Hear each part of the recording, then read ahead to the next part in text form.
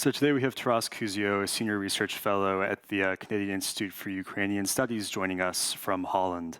How are you, Taras? I'm fine. Yourself?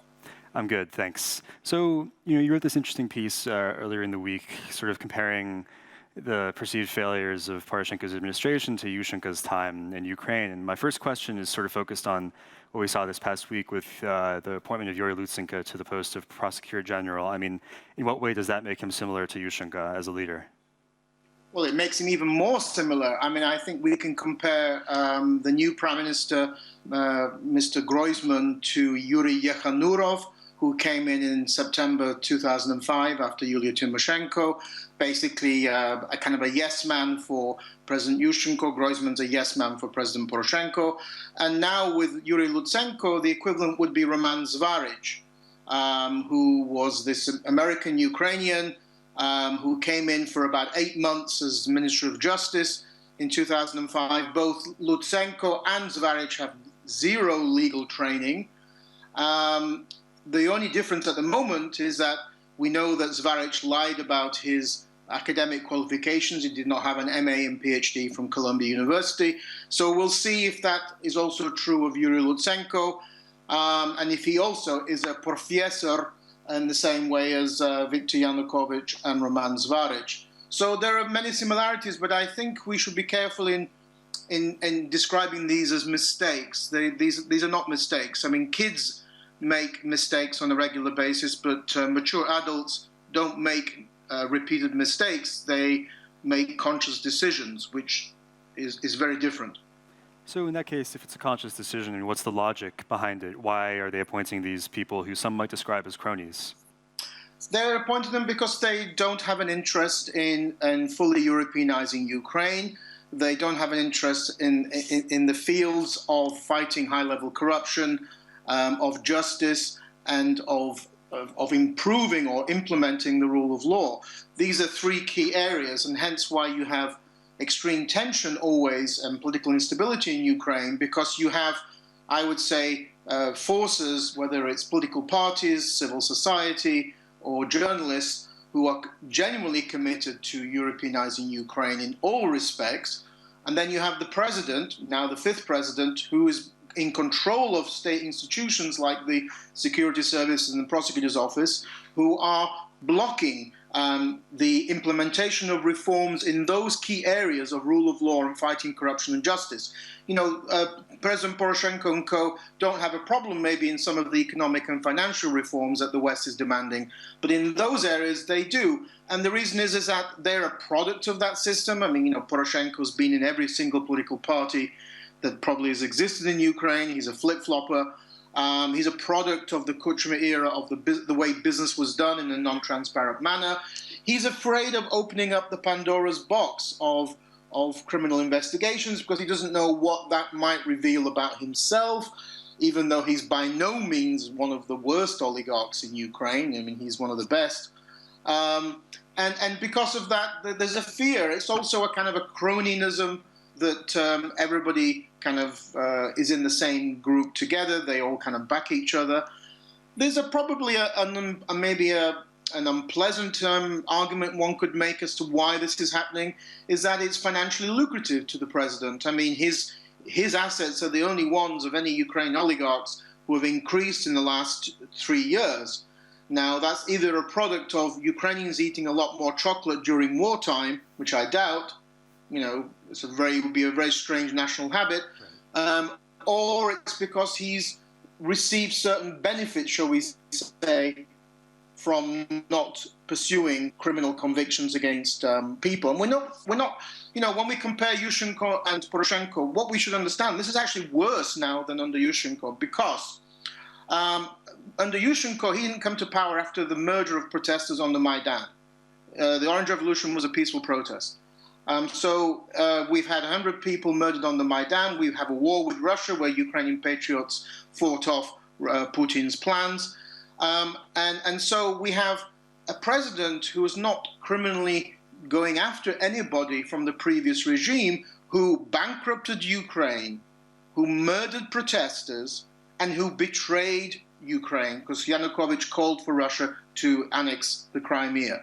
So this is incredible. I mean, if you're sending a signal to Ukraine's elites, then you can get away with bankrupting, murdering, and betraying your country, then there is no rule of law. I'm sorry, there is no rule of law. And this is basically why I would describe this as sabotage, open sabotage, because we now have the fourth Prosecutor General since the Euromaidan. You can make one mistake, you can make two mistakes, maybe, but not four mistakes. It's not a mistake anymore. You have no interest in Europeanized, for a better word, the rule of law. Poroshenko is also somebody who at least reportedly values his connections with the West and to an extent values his appearance in the West. So to what extent is all this pressure against Shokin and, at least vague threats that the IMF is going to pull the bailout program, is that having any effect on, in decision-making at Bankova, or not really anything at all? I don't think it's having a tremendous effect because the West is not really heavily pressurizing, I mean, recently in the last month or so, there's been growing pressure from experts, from journalists, and some policymakers that there should be more strident conditionality applied to Western assistance to Ukraine, i.e., if you keep on sabotaging these crucial areas of fighting corruption, rule of law, and justice, then there should be no financial aid. So that would be a tougher conditionality. At the moment, there isn't really that much tougher, I would say, tough conditionality. When Western policymakers talk about it, doesn't mean to say they apply it. Plus, I think the Ukrainian authorities, whatever political party they belong to, and this even included Yanukovych, they have a very exaggerated view of their geopolitical importance to the West. And therefore, they think that the West will huff and puff about these conditions, but in the end, they will always cough up because they have to support Ukraine in the face of the Russian threat. If Ukraine falls, then the next countries are going to be NATO members, as it were.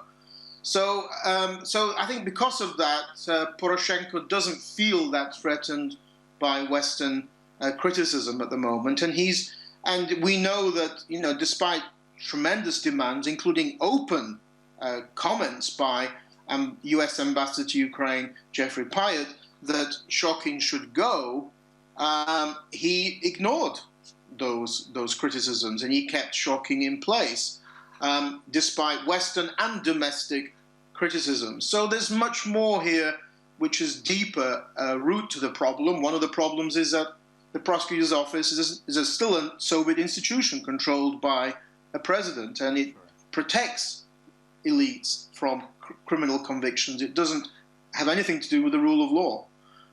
So I'm not so sure that Western conditionality at the moment is too mild. It needs to be tougher, and that's what a lot of people are calling for. Sure. And so, another thing that maybe goes along with the parallel with Yushchenko is that after Yushchenko left, we saw a pro-Russian revanche with the arrival of Yanukovych. I mean, do you see a similar possibility on the horizon after Poroshenko leaves? No, I think you're right to say that Yushchenko, in effect, brought to power a counter-revolution, and in 2010, how completely irrational we can be, he supported Yanukovych over Tymoshenko. But here, I don't think we have a potential counter-revolution from pro-Russian forces because, thankfully, from Putin's side, he has fundamentally changed Ukraine's national identity. And this is not unusual for Ukraine. I mean, historically, every country that's been involved in conflict or wars goes through a very rapid change of their national identity. And this is the case in Ukraine. Today, pro-Russian feelings in Ukraine are extremely low. We're talking in the 3/4 of Ukrainians have negative opinions of the State Duma, of the Russian government, and of President Putin. So I don't think it's that. I think where another potential protest down the road will come from, because there is this blockage between pro-European and I would call them Kuchma-like forces, is more from more radical reformist sections, because they are going to be more in tune with, I would say, public opinion, civil society, and journalists who have matured enough since the Orange Revolution, when they all just went home. Now they didn't go home, they're pushing for Ukraine's Europeanization.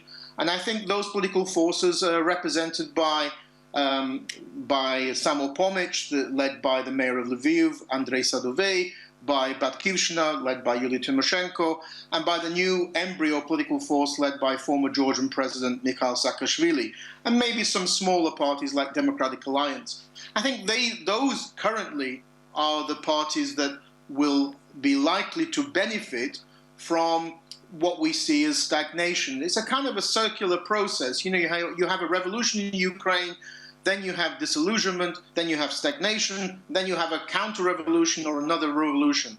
And this is a product of that inbuilt political instability between the president who controls state institutions blocking criminal convictions, blocking justice, and society which is saying, come on, we're heading to Europe, we need to do that. I mean, if you had the media uncovering criminal actions in the West, that leads to criminal investigation and possibly criminal convictions. In Ukraine, the two are separated. You have fantastic investigations by civil society, by journalists, and then nothing happens. Nobody goes to jail in Ukraine. And that inevitably leads to political instability, which down the road will mean, I think, another revolution, another popular protest. It's dangerous in Ukraine now. It's different to 2010 because there are a lot of guns around in Ukraine. I'm not in favor of anything violent, but that's a reality. You have a lot of people who went to the front line and bought their own uniforms and weapons. And I've been told that you can buy a Kalashnikov in Ukraine now, or in Kiev, for $200 and $250. So that's dangerous. And I think President Poroshenko is afraid of that to some degree. That's why he integrated the volunteer battalions very quickly. So I think, you know, Ukrainian leaders often do the irrational. They're not rational. It wasn't rational for Yushchenko to support Yanukovych in 2010. And it's not rational for Poroshenko at the moment. One can only assume that they're just totally out of touch with public reality.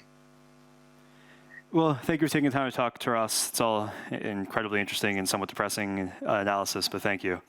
We would hope it's realistic as opposed to optimistic or pessimistic. One has to look at the situation realistically. Thank you. Sure. Thank you for taking the time to talk.